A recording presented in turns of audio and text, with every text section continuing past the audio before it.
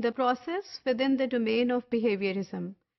Behaviorism की सारी theory को एक्चुअली इम्प्लीमेंट कैसे किया जाता है, वो कौन से अवामिल हैं, किस तरह से सारा का सारा प्रोसीजर मार्ज़ वजूद में आता है या रोज़मर्रा क्लासरूम में यूज़ किया जा सकता है या फिर रिसर्च में, टीचिंग लर्निंग प्रोसीजर्स में, ट्रेनिंग में या किसी भी जगह पर ये किस तरह से यूज़फुल हो सकता है.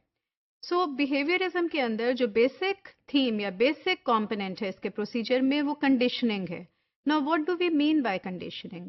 कंडीशनिंग के अंदर हम वो अवामिल को के बारे में सोचते हैं, उनके बारे में प्लानिंग करते हैं और उनके लिए हम तमाम तर रिसोर्सेज के लिए उनको हसूल के लिए हम एक लाइहा अमल मुरतब करते हैं जिनके ज़रिए से हम एक ख़ास तरह के बिहेवियर को ऑब्जर्व करना चाहते हैं.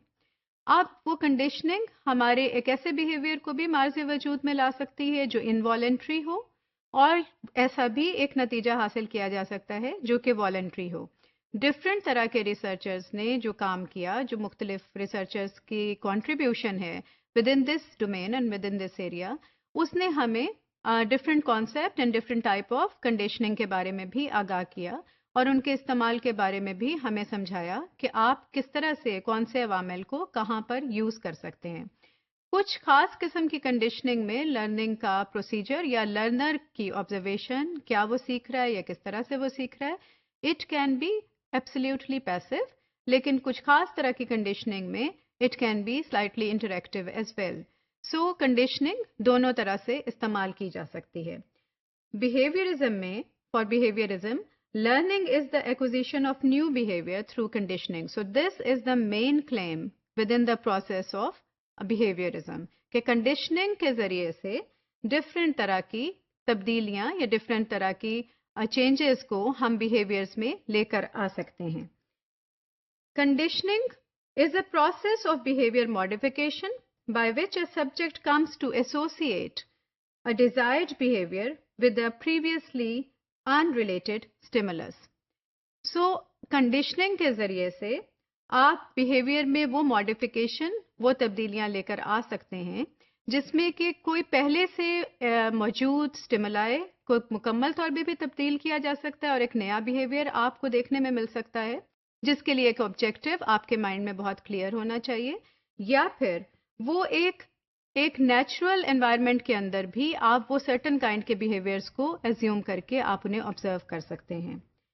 And as it says, let's just see it again, conditioning is a process of behaviour modification by which a subject comes to associate a desired behavior with a previously unrelated stimulus.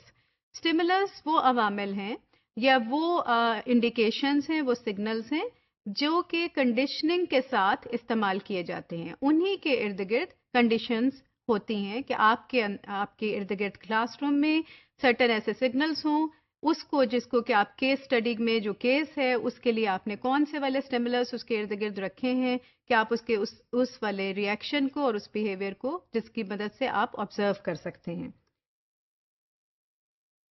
इस procedure में जो third basic assumption है और जो third इसका एक principal है या एक फैक्टर है वो ये है कि रिस्पॉन्स बिकम्स मोर फ्रीक्वेंट और more reliable and predictable in a given environment as a result of reinforcement.